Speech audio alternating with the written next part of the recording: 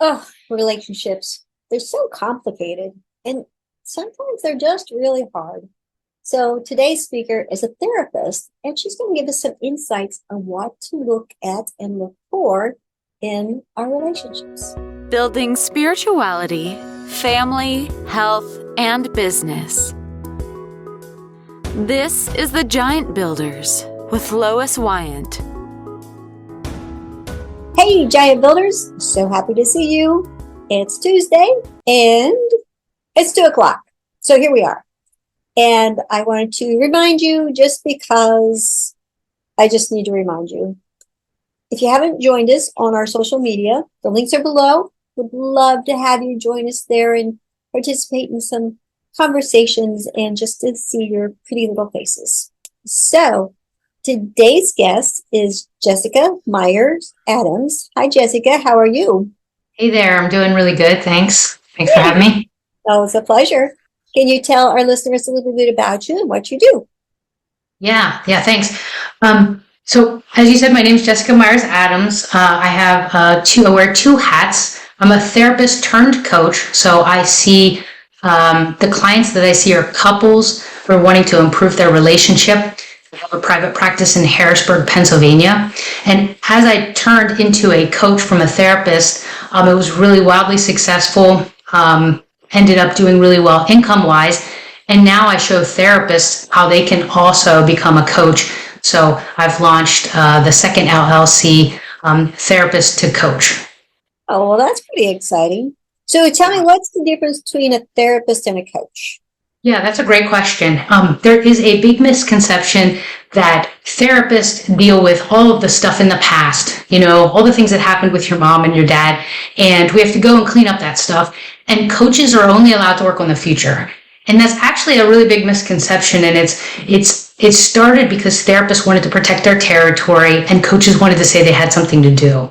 The main difference, though, is that therapists help clients that have significant mental health disorders that prevent them from functioning in their daily life. So if you think of major depressive disorder or an anxiety disorder like agoraphobia, where a person can't leave their home, they absolutely need therapy, right? But if a person has some anxiety related to being out in public, it's not, affecting their life, they're able to do it, they could get some coaching for that. And so coaching is able to deal with things that, maybe there's some things in the past, but they just don't treat the heavy hitters, right? So that's the main difference. For me, it was more, I wanted my couples to really get the skills that they needed. And they would come to 4 or 5 sessions and they would have a mediator and they would feel better. So they would end services because it costs money and they're doing fine. They would come back some of them come back 2 years later. So I started having my couples agree to, maybe 10 sessions. And as a therapist, I'm not ethically allowed to do that. So I had to get certified as a coach as well, so that I could better serve my clients, honestly. Yeah, I think that, okay, so, we're normal, regular people. So my husband and I have sought out help through our almost 40 years of marriage. And, I think that we just hit blocks in life as humans where we not sure what to talk about or how to communicate or how to share our feelings. Is that common or? I think that's absolutely common. There's two things that I help I would say the majority of couples with, and it's going to really sound, it's so simple, but not easy. I'm trying to think of the best way to go about this, but it's really the being able to express yourself in a way your partner can hear you. So that's the talking piece. There's a lot of components that can go wrong to that. And it's the listening piece. Some are better at one than the other. And to be honest, I got into the work because a couple years into my therapy practice, I was having the difficulties that you're just, describing where we just couldn't communicate. One of us would say something and I would either shut down or react. I would react, I wouldn't shut down. My spouse would shut down, and when that happens, the communication is stopped. So it's the idea of being able to know yourself well enough to communicate about you and being curious.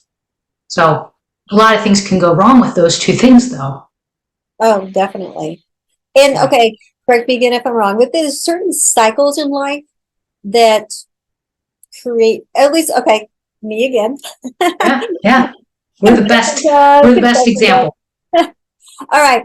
So at the beginning of our marriage, we were really busy hustling, raising kids and doing all that type of thing. And then as the kids started going off to high school and college, it was like, I felt like, or we both actually felt like we didn't know each other because we were in such a strange area of life without children. Yes. Yeah. And so the way that that my mentor, taught me to help couples, I've been studying with her for the past 7 years. It was a game changer in my own marriage.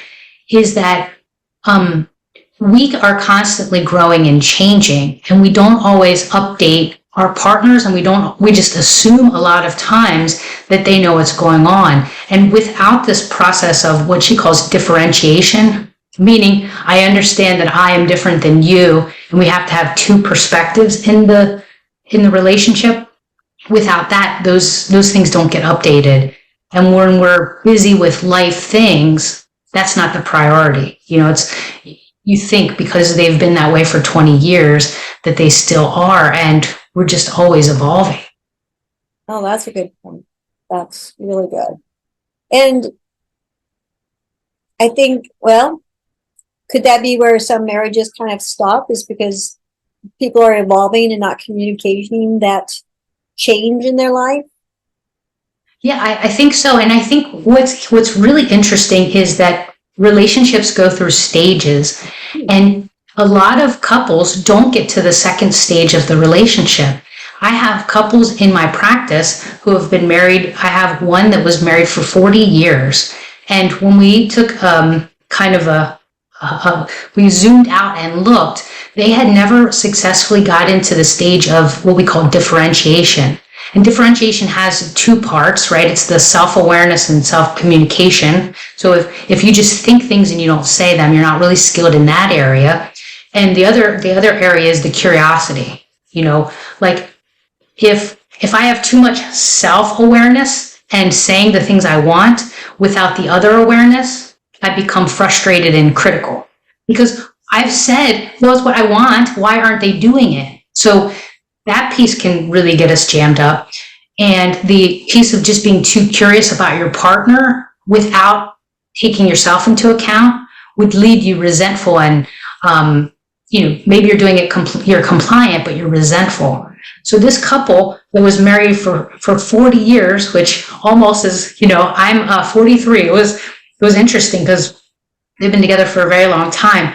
They had never really got to know each other past the honeymoon stage. Because the honeymoon stage, maybe that first year, we're really, we're the fear factor or the fear pathway is really diminished. So we can really express ourselves because heck, our partner is going to love us unconditionally in that stage. And so then they got really busy with their kids and their life, and they didn't know each other at all, and when they tried to get what they wanted, they would just, clash. So what are the other two phases? Yeah, great question. Because once you get through this, so the first stage is the connecting. The technical term is symbiosis. It's a bonding, right? That we both mutually benefit. That falls apart, and couples either, fight or ignore things, and they get stuck. I'll answer it, but I wanted to give you the kind of the lay of the land. So the second stage is when each person knows that they're separate. They can describe things so that their partner will understand, and they can be curious about their partner. The next stage is because they have the communication, they can experience new things and bring it back. So there's this exploration stage, right? And I will say some people skip the second stage of the differentiation, the communicating, and they go right into exploration. And maybe that's what happens for some couples who have kids and careers and all of those things, they just skip the talking piece, right? The understanding piece. I don't want to just minimize it and say it's talking, but that second stage, they can skip it and just go exploring. And these are the guys and gals like the husband who just goes to golf after work, but he doesn't even tell his wife. He doesn't feel like he needs to say anything, right? He's just doing his thing, which, would create some problems. So that's one of those things. So the third stage is exploration. And the fourth stage is what you said, how with the cycles, kind of like, one is feeling more, I call it schmoopy, like one's feeling more connected, the other one might not be. And there's this, vacillating kind of thing. They're connected. The last stage is the one that we're all looking for, which is building the legacy together, having some kind of shared project, or, it's the grandkids, or it's like where you're going to retire and leave your mark, kind of thing. Okay. All right. Let's see. I think that all the phases seem like they have their complications. Are there phases that are harder than the others? I think that if you get the second stage, this is where all of my work has been, is in helping the couple do those two things, the self-awareness and the other awareness. Because if you have that, the other parts are just parts of life. They're, you have that person and you're connected to them. You can always rely on that. And here's the concept that I've kind of, I don't know if I've patented it yet. Maybe I should after we talk, is get the little circle under it. But it's becoming a relationship visionary. And what I like to think of this is if you have this skill, whatever stage you're in, you're going to be set, because it's that a visionary, just think of a business visionary. They think of the future and they think of how to solve the problems. They go a little higher level up.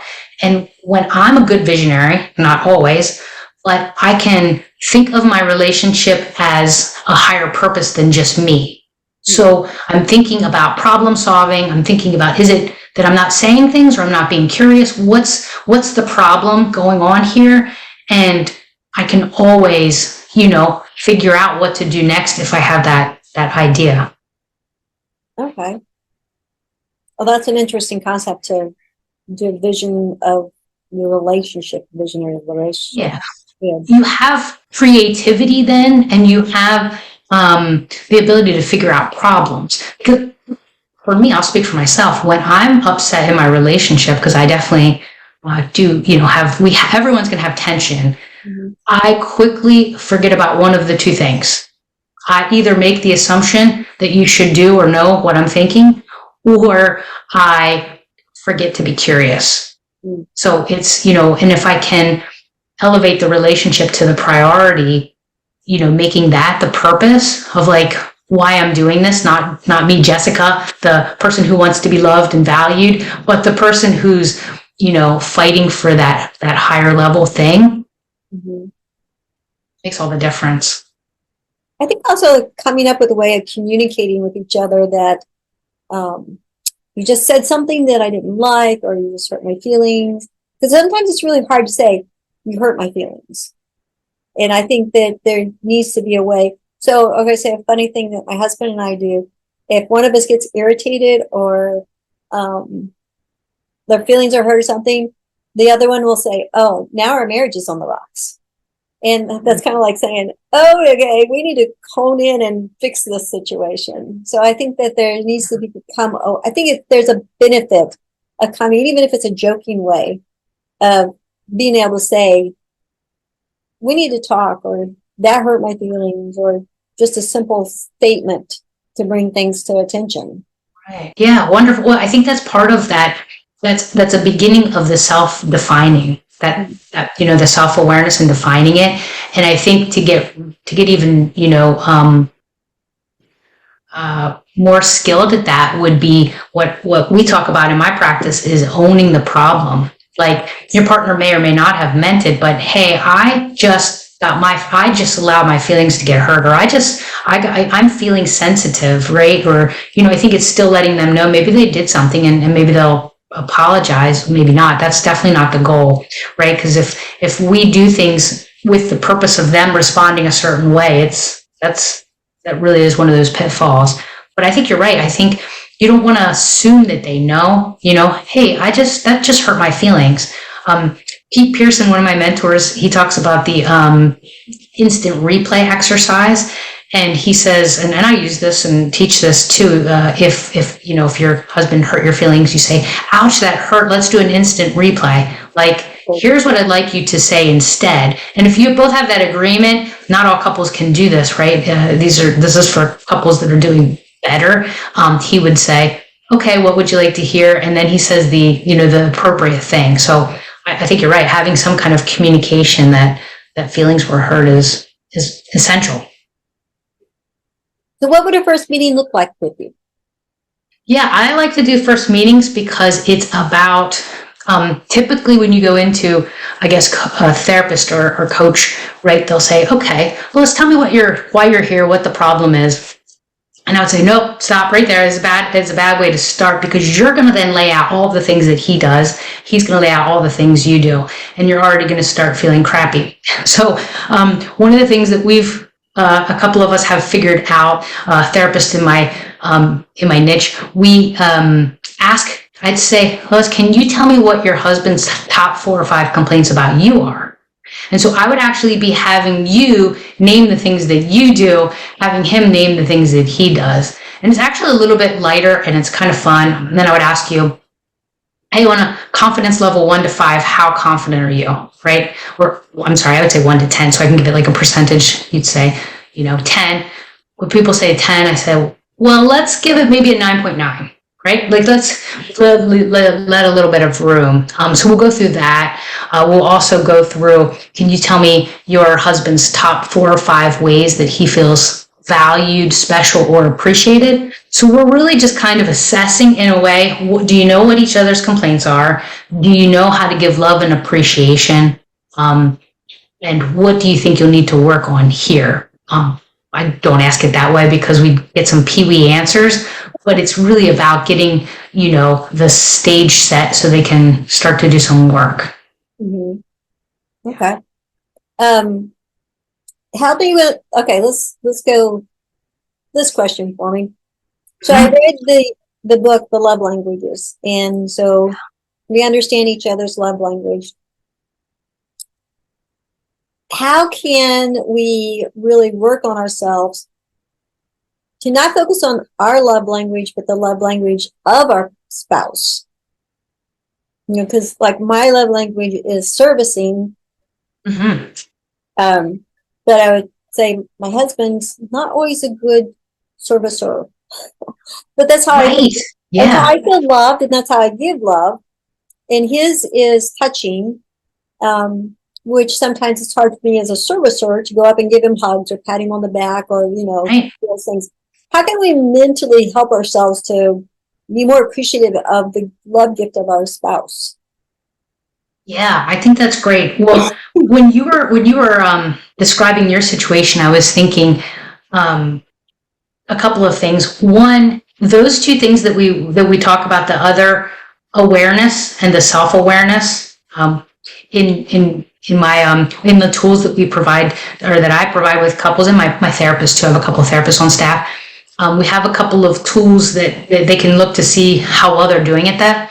The other differentiation, that's called the other awareness, would be you really knowing and asking questions and being curious about your husband. And so if you know what his love language is, and one of the things that's top of mind is, what is he thinking and feeling?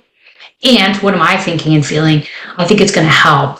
But the better bet is for you to be able to get have the opportunity to get what you're looking for by asking for it. So my spouse will say, hey, can I have a hug? And that is so high level. I'm not that high level, by the way, but that is so high level of a self-awareness and then asking for it, because I'm also my love language isn't physical touch. Mine is definitely words. So at the end, you can tell me how wonderful I did here, and I will leave feeling so loved. But I think it's being able to ask for those things, one of the biggest things that I learned, there was two, because I was a couple of years into this work and my relationship wasn't going well. The discovery that I had was I was so good at saying what I wanted. Like, I was really good without blaming or accusing or anything. I could say it, but I wouldn't get it. And I kept getting frustrated. And the discovery I had was, oh my goodness, I do not have any other awareness. I don't understand that my spouse maybe can't give that. Like, what's going on with my spouse that I'm not getting it. That was the missing piece, right? Mm-hmm. And the other missing piece was that I was showing up for me, not showing up like with the visionary mindset. I was showing up as like most of us, and definitely the people that I see come because they want to feel loved and appreciated, and they just don't know how to get it. No. So I believe you have an offer for our listeners. Yeah, I like to provide, if you want to be a relationship visionary, I have a quick guided audio that can take you through some of the steps. You might be thinking, like, how do I actually figure out how to have like a higher purpose? So it's a 5-minute audio. And then the other thing that I think is really important for couples doing this work is how being able to take a time out. Because as you're communicating, if you're either listening or you're talking, things can go so quickly downhill, right? And so being able to say, if you just said the wrong thing and your spouse is having a reaction, you can say, well, time out, and on the other side, if you're listening and you just feel like you're getting, your partner has like one of those tennis ball machines, they're just just coming at you so fast, the tennis balls are flying, that you can call a timeout. So I have those resources. We'll give you the link that you can put on this, okay, just for people to get started and start thinking about things. Great. Yeah, sometimes I have to put myself in timeout. Yeah, I don't think a lot of people want to take a timeout because they think it doesn't work, right? Or things aren't going to get resolved if they do that. And this 5-step timeout, the PDF that I'll send, has some ideas about that. Of course, if I'm the one calling a timeout, I do need to come back and say, hey, I'm still not ready to talk about that thing, but we can talk about it tomorrow. Or, if I got myself regulated and I'm back to, able to talk, we can talk about it now. So there's, some specific steps. And I think it's really hard to take all 5 at once, but it'll give you at least the idea, some things to shoot for, That sounds wonderful. Yeah. Any closing thoughts? I think one of the things, again, I want to leave people with the idea of the visionary, mindset, just being able to look at the future of how are you going to fix this problem that you have, right? If my spouse has messed up the kitchen, rather than telling them they messed up the kitchen, I can own that I'm having a problem with that. What can I do about it? So thinking in that way, the visionary, and then the concept of self-understanding, why is this bothering me? What am I thinking and feeling? Am I waiting for a good time to ask my partner something? So there's a lot of things to think about with the self-understanding. And then, of course, the other understanding is being curious about your partner. So I think those are the three key things that I would say for listeners, maybe if they're wanting to improve their relationship, is thinking about those things. Oh, those are great. All right, we're going to have the links below. I will be the first person to get your offer, so I will be looking those over really quickly. Thank you so much. I really appreciate the information. That was so much there. I want to tell you one other thing, just so they have it and they know that I've gone through this, because, when I had a therapist, myself, for my relationship, she didn't have the experience that I had. I did have the experience that my relationship was really having some problems. Hopefully you have a button to beep this out in a second. But I wrote a book, and it was just released in March. I forgot to mention this. The book is What to Do When You Do Give a Roadmap to a Happy Relationship. And in that book, I talk about how, as a therapist, I was really struggling and finding myself in the relationship pit. And, I really unpack how I, came to understand the concept of being a relationship visionary. So I think if they want maybe some more information than the freebies, that is something they can grab on Amazon. Easy to find with the title. Oh, great. All right. We'll put a link for that below too. All right. Well, Yeah. thank you so much, Jessica. That was great information. I really appreciate it. All right, Giant Builders, we'll see you next week, Tuesday at 2. Bye. Thank you for listening. This has been The Giant Builders with Lois Wyant.